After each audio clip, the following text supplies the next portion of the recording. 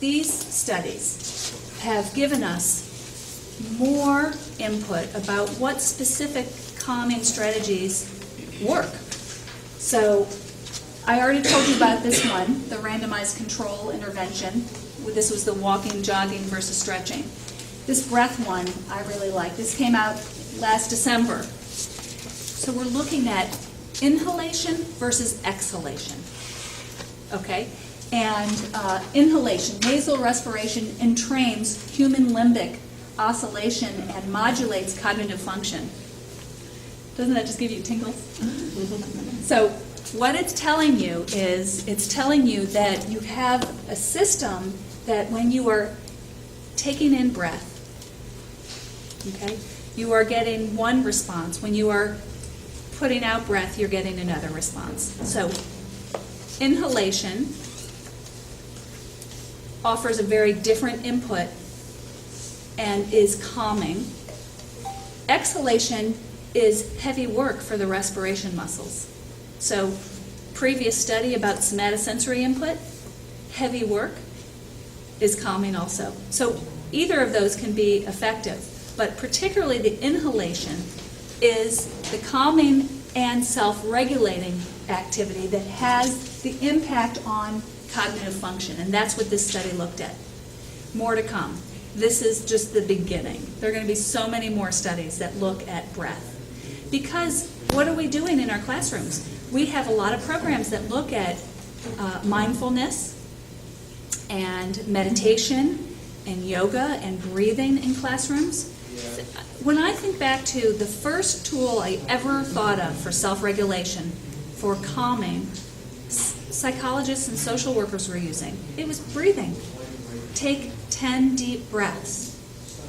Okay? It still works. Now we just have more evidence. Okay? So there are some protocols that are out there that are talking about hold the nostril, breathe in through your right, breathe out through your left. They're getting specific like that. And that is, again, targeting bilateral activation. So a lot of people are saying controlling your breathing through in one nostril, out the other, is alerting because it's activating the right and left hemispheres. I believe that that is true. I have seen that work clinically. I noticed that particular work was in, if any of you know the Integrated Listening Systems, ILS, if you go on their website, I believe it's in the back resources, ILS, Integrated Listening Systems. They have a lot of nice little articles about that. Great resource. If you can't find it, you can email me and I think it's in the back, but I'm not sure. All right, then, so breathing is a big piece, and we have to teach kids how to breathe, by the way. They don't know how to. And most of our kids, okay, so the protective kids, they don't get deep breath. They are what I call the panters. Short, little, shallow breaths. You have to teach them how to fill up and get that belly breath going. That big balloon diaphragm needs to really expand in order to get deep breath. So you teach breathing. Mindfulness. This is another great study that leads to increases in regional brain gray matter density. Okay? Great little article in Mindful is the name of it.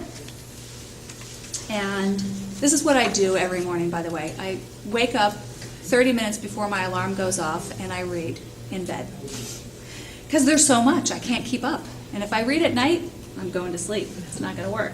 So anyway, it's very exciting that we're also looking at mindfulness, because anybody that knows meditation, and in the last several years, we've been looking at famous people that are meditation specialists, gurus, sheiks, and other people that have specialties in this area, and their brains are different. Their self-regulation is different. So what is it that's different? Well, now there's more proof. The gray matter is more dense. They have trained themselves through mindfulness to have better self-regulation and cognitive control.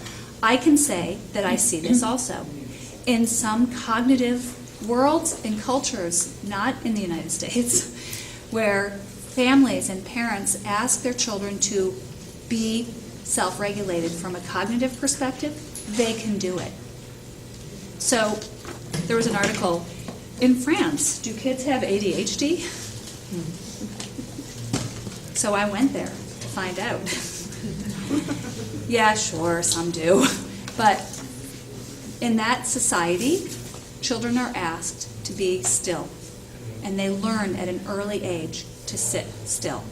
Sure, there are some extreme cases and many of other kids that need to, after they've been sitting still for a long time because their parents asked them to, sitting through their Sunday lunches, 4 and 5 hours of behaving, what happens after that? Yeah, it doesn't look great. But in a society where that is the bar and that is required, I have seen it. I have seen kids learn to do that cognitive control. But you have to ask yourself, at what cost? Okay. We have to be able to balance it out. You have to have some self-soothing mechanisms. It can't be all top-down, but with mindfulness and cognitive controls, you can improve self-regulation without a doubt. And we have more, obvious evidence that shows that.